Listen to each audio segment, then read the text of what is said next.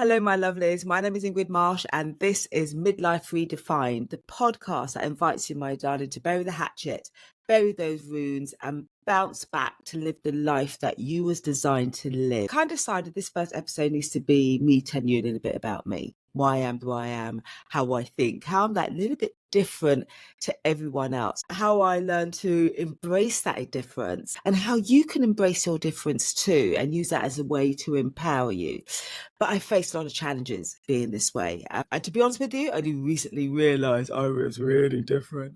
It's just some people watching this would be like, hello, Ingrid, you didn't realise. And I didn't. In fact, it was a film that helped me, a film called 1 in 4. We're going to tell you all about that. So like I said, the first episode is to tell you a bit about me, a bit about Ingrid, because then you'll understand my viewpoints in a lot of the other episodes that are going to come. You're going to think like, okay, why did she see it like that? Now, that's not like how most people see it. But, like I was speaking to this girl the other day I met recently, and she said, Ingrid, maybe I could do with a friend like you. I could do with listening to someone like you who just has a different viewpoint on things, who has a different way of seeing things. Maybe I can learn something new. So I will warn you, my lovely, this is not for the faint-hearted. If you're traditionalist or conservative or, down that road, 2.2 children, the dog, everything's got to be straight and normal, this is not the podcast for you. All right? I'm a bit of an offshoot. So that's like the grass is growing all lovely. And then there's this offshoot. Hey, someone got over there. And that's me. Oh, lovely. If you're ready for a new vibration, a good vibration, then stay listening. Are you ready? Let's play.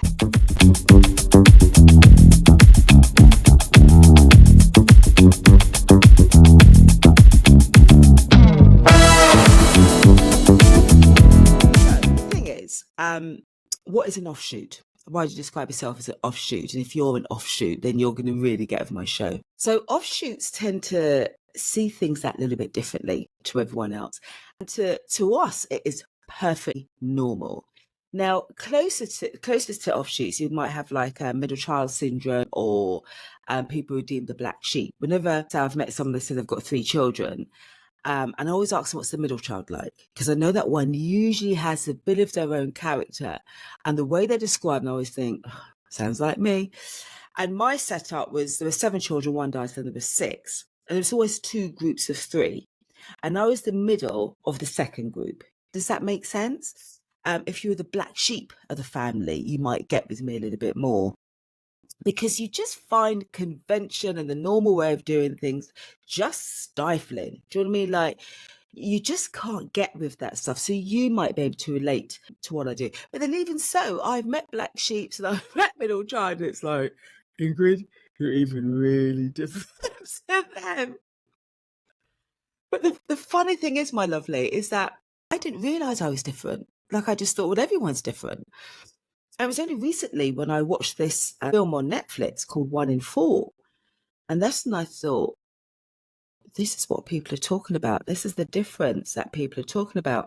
And before I get to will I get to a spoiler? Okay, so 1 in 4 is a documentary about 4 children, quadruplets, that were born in Britain. They're the first ones who have been born in this country. And what happened is that they're fundamentally all the same. But there was one child, one of the 4, who was completely different. And it's intriguing to me watching this because I'm really big into like psychology, human behavior, that kind of thing. And I remember watching that thinking, why is she so different? So the difference was, and even in the test that they'd done, the difference was that she was prepared, for example, to leave her other sisters, go off and make other mates and mix with other people, whereas her other sisters kind of felt they had to stay together. And I remember thinking, that's me. Like, I'm happy to just go off and be with a whole different group of people. And I don't really care too much what those people look like, what age they are, what sex, gender. I would just go off like I really just live by my heart and how something or situation makes me feel. And what was also really interesting about this, the different one at the 4, was that they tested her as a child, and there was this phonics testing that they had to do. And she picked it up really fast, really differently, really quickly. And what they noticed with her compared to the other 3 is that she was prepared to break the rules, or sort of step out of the invisible boundaries, invisible wall. And she was prepared to sort of get up and start touching the puppet and stroking the puppet and that kind of thing. And I remember thinking, that's me. I like just going through life, I realized that I am happy to do things and feel brave about doing things. I don't even see it as brave. I don't see it as anything more so than other people are prepared to do. Like, I just don't see those boundaries and I don't have those fears. And with her being able to pick up the phonics, like really easily, like quite naturally, quite a young age, that reminded me much about my acting. That I'd go to these like acting classes and wonder what everyone was doing. Like, wonder why they were doing all this like shouting stuff and making these noises and standing up and down. Like, I used to sit there thinking, what is that to do with acting? Like, I didn't understand it. And with myself, like when I do acting, like I'm not really acting at all. It's just me in that situation. Like, it just comes like really naturally, really normally. And people have said that when they watch my show reel, it has a different vibe to everyone else's. I've had agents say that, like it's just different, has a different vibe. I was in a theatre performance once, and at the end, the lady came to see me off stage, and she just said, like, you were just different to everyone else. I can't explain. It's different. It's a different vibe. And in fact, when people talk about acting and being an actor, I actually struggle with the term, because to me, it doesn't feel like I'm acting at all. It's real to me. And it just comes from within. It just feels like a really natural thing to do. It's me in that situation. I don't know what all these courses and that were for, but being this way has a lot of advantages, but it also has a lot of disadvantages, a lot of challenges. And I'm going to share those with you too. So let's start with the advantages. Let's start with the good things. Some of the advantages of being like this is that, as I mentioned earlier, you're blind to the barriers that other people see. You just can't see those obstacles. They're just not in your viewpoint. You can't see them. You wonder why other people find this such a challenge. So this is an advantage. Also has its downsides, which I'll be touched on. But I don't seem to have, like, I can have fear before I do anything. There's fear about starting this podcast. There's fear about, going on set for the first time. There's fear. But I realize my fear doesn't cripple me like it does other people. And I do get crippled by it, but I can just navigate it that little bit easier. I've heard this saying before where people say that they don't see colour and it kind of annoys people. But that really is the case for myself. It doesn't mean that people don't see my colour and I don't face the same disadvantages and prejudices and issues that other people face. But in terms of like colour, race, age, disability, religion, all the rest of it, like, I just have this ability to see beyond that, almost to see the essence of the person. And I struggle to realise that other people don't see what I see. It's taken me years to realise that. Why can't they see what I see? And I find it fascinating how people allow these rules to almost define them and to confine them. And they'll say, well, because of my race, because of my age, because of my colour, like I can't do certain things. And for someone like myself, for offshoots, that just feels really weird. That feels weird to us. Like, we don't understand that. We don't know how these things can stop you from doing anything. And it's funny because I actually want to start off my first episode with the first chapter of my autobiography. It's kind of a semi-autobiography. But the first chapter, I share my childhood. Before I was doing acting, before I've been out like this, like so in the public like this. And when I talk about how I was in primary school and childhood, and I read that to you, and I might do it on the next episode, I'll decide, my first chapter. And you'll realise from that I just saw the world differently. And I've been like this since a child, kind of thing. So it makes you more bold. It makes you more independent. You're not defined by these rules.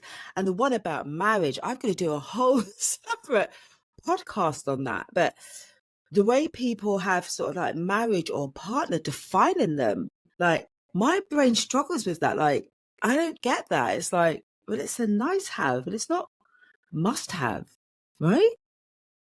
And the other things is that how much I'm happy being alone. I'm happy being by myself. I need that alone time. I need that alone time to recharge myself. I've read along the way that I could be described as an old soul, and that relates to me quite a bit. I relate to that quite a bit when I read what an old soul is, because I must have that alone time and I enjoy being by myself. But certainly, I think it's what it gives me quite a youthful spirit, which is why a lot of the time I find myself hanging out with people sort of like half my age. When I used to go out there years ago and do lots of talks, I realised that people around my age group like hated me, they wanted to kill me. But people who are half my age group kind of got with me, and it was just like, oh, this is like a fresh voice that they wanted to hear. They kind of got my spirit more. Does that make sense? And overall, I feel like I can make an environment, some situation just that little bit more fresher. And people describe me with like a breath of fresh air. So these are some of the wonderful things with being an offshoot. But equally, there are disadvantages. So let's talk a little bit about those. Because I am, say, like different on this offshoot, what I attract a lot is a lot of bullying. I'm ostracized a lot. I'm badgered for being different. And the worst thing is, like I said, I didn't realize this different was an issue. I remember a girlfriend once saying, oh, no, you don't want to say you're different. I don't say different. You've got to say you're unique. I remember thinking, I like different. I like the word different. So what do you want to start looking like and be like everyone else for? The world would be so boring. Like, difference is cool. And I couldn't understand why I was getting this ostracization and being bullied and going through the savagery for being the way I am, because I like me. I still like me. I love me. I love myself because my decisions come from my heart. They come from my soul. So why should I not like me? But I couldn't understand what this was about, this whole ostracization stuff, this whole cruelty, this savagery. And I think it's fair to say that, like I'm 56 now, I'm only just getting it, just understanding it and just being able to navigate it. But for most of my life, I couldn't understand it. I couldn't understand why. But it's weird because people say to me things like, I bet you blame yourself, don't you, in these situations? It's like, no, I didn't blame myself because I like me. My decisions come from my heart, they come from my soul. So why shouldn't I like myself? I just couldn't understand what other people's issues were. So that was a challenge for many, many years. The other reason I would miss the abuse is because I couldn't understand how or why people dedicate their precious time into being so unkind. And a lot of people were doing these things, but people who knew of certain problems that they had. And I just think, well, why don't take that time of your day and work on that and heal from that? And I was confused. Like I said, I didn't realize that people will take their time. Like if there's 24 hours a day and 8 hours spent, 12 hours spent sleeping or 10 hours spent sleeping, 8 hours working, and the rest is for you, what have you, you would use your time to try and tear me down. I found that fascinating. And especially because you have to remember that I'm different. I see the world differently to everybody else. And the things that people use to tear me down, they were not things that bothered me anyway. They were not things that I aspired to or wanted to be like or defined me. But for me, it was like, do people really dedicate their time to doing that? But why? What would you get from that? You'd never be able to control me or, truly break my spirit. I can get up by it. I can wobble. But to completely break me down, well, no, that's not going to happen. So I'd miss the abuse a lot of the time. The sad thing is a lot of this abuse can come from loved ones, from people you love dearly. It can come from flesh and blood. It can be from, lovers, people you love dearly. It can come from your children, your auntie, your uncle, your cousins, people you love dearly, your longtime friends. The abuse can come from anywhere. And that's what makes it challenging, because you love these people dearly and you cannot understand why this was happening from people who you love and you've had no issues with. So that's challenging. And in a world that kind of slots people into boxes, people have these boxes, don't they? I realise there's these boxes. It's that you don't belong to any of them as an offshoot. So I've always said, like, I belong to all of them, but I don't. So I can find something beautiful about each of these boxes, these different bars, something awesome. So I'm a part of all of them, but I'm not. So you're in your own world. And I think when you go down, you're going down by yourself, right? And then what I realized is that as time went on, is that, how many true friends do people have anyway? Like, people, stay in their boxes, they'd fit in, and they won't suffer the savagery that I go through. So I can understand why people do it. I actually can understand why people don't step out and they stay confined, because the savagery is so brutal. And I think, like, even in that box that you're staying in, it's still savage as well, isn't it? It's not as though you're leaving your unique world or your individual world, and in this world where you're fitting in, everyone's happy. It's just like they're all fighting in there too and being unkind to each other too. Because I used to think, well, maybe they're all happy in that box, and they weren't. Like, they're, tearing each other apart in there as well. So it was like, yeah, ostracize me, because in that group, you're still alone anyway. Like, how many true friends do people have? Is it more than 2 or 3? I don't think so. I don't think so. So a part of me was like, well, it doesn't make sense. You, like, chopping off parts of your being, chopping off who you are, because you're still not happy anyway. So what to do if you yourself are an offshoot, a middle child, a black sheep, or you really want to start living life as your individual selves? First of all, I've got to the stage now where I now know how to navigate the abusers.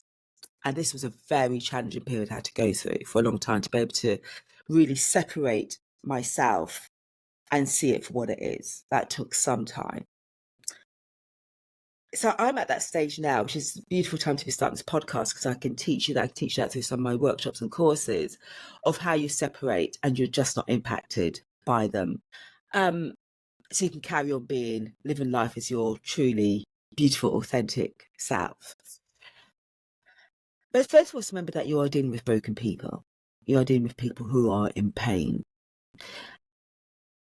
It's people suffering from low self-esteem in some way. And it's your spirit, your energy, your light, that they can see in themselves. And that's the thing, is that I can always see the beauty in other people. I can see the awesomeness in other people, which is another reason why I didn't understand this. But they can see in you what's in them, but they know they've hidden it, they've buried it. And that can feel a bit challenging for them. So it's to remember, when you're dealing with this people, this level of savagery, it's nothing to do with you. A lot of people I find in this world have become desensitized to their feelings and their heart, which is a shame, because I'm so guided by my heart. My heart is what tells me what to do next. My heart is what guides me in this world, it tells me my next step. And whenever I've done anything that comes from my heart, it has always been magnificent. It is always manifest into something of magnitude. So I live by my heart. I can see why people desensitize their heart, because of the brutality that comes. So people become desensitized, and it's as though they don't know how to feel anymore. So they're doing these things, and it's heartless, which for me, it was a struggle. It was a struggle for me to think, people can be this heartless. I used to have to watch films to try and understand, like, how they could be so heartless. Slavery films I can't watch anymore. I watched Roots, which is 10,000 years ago. I'm not been able to watch anymore because of the trauma. I used to watch the Jewish films and the Holocaust, to try and understand, like, how can people be so evil and not feel what they're doing. But yeah, people become desensitized. So it is nothing to do with you. But I think that's always been my gift. Someone said to me, actually, the lucky thing for you, Ingrid, you never blamed yourself. And I was like, no, I'm not blaming myself. I always look after my mental health loads. So because I'm an old soul, because of my very nature, I do love being in nature loads. And that is one of the ways that you heal. I now look after my body loads. I realize that's my temple. I've got to keep it strong. I've got to keep my body strong if I'm going to be able to navigate this world and remain true to myself. And your mind and your body supports your spirit. So, like I said, it's a whole separate podcast, and I will talk about that.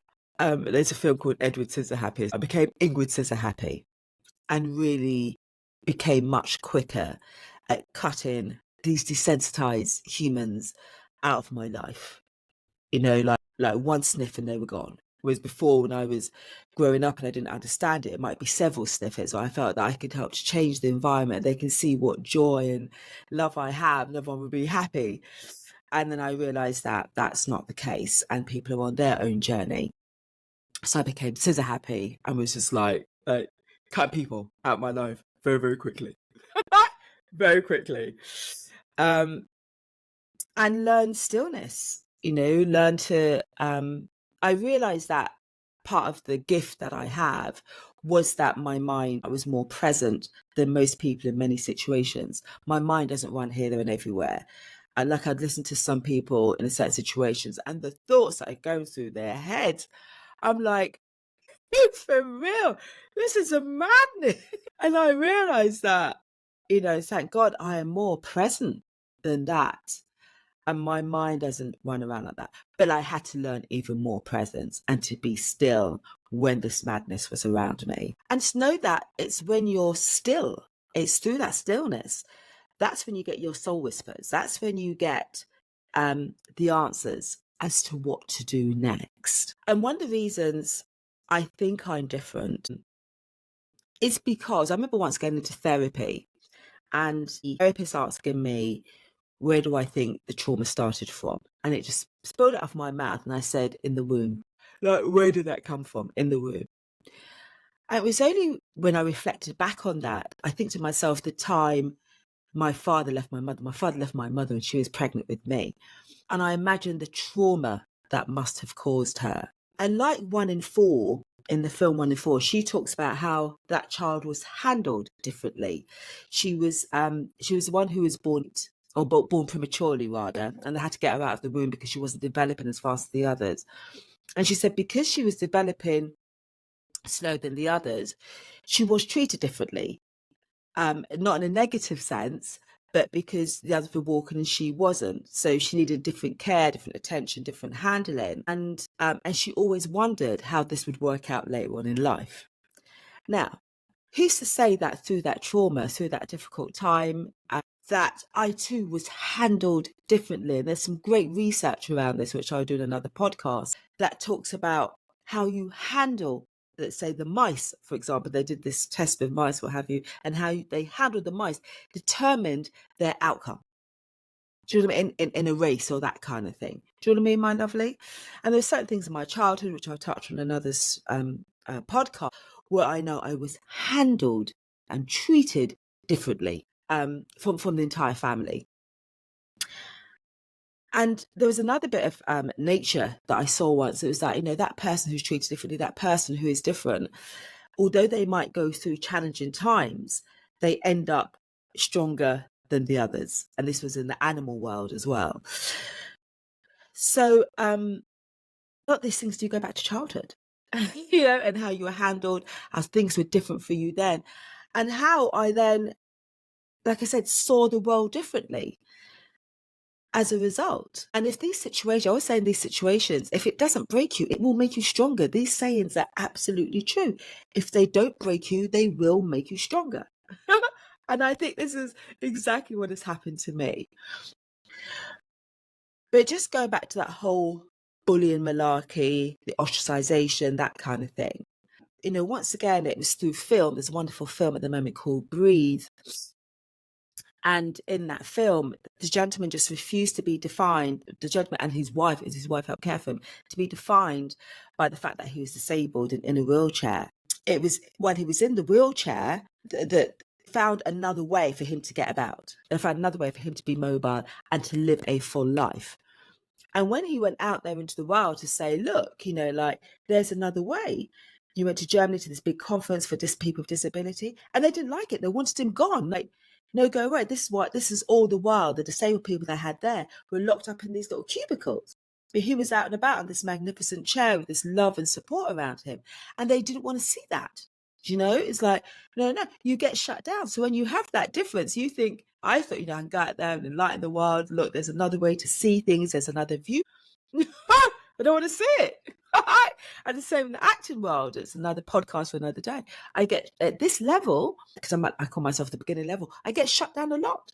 They don't want to see that. I don't want to feel someone with a different vibe that is, has a different energy, different vibe to it. They want to shut that down. So it's another set of challenges that I face.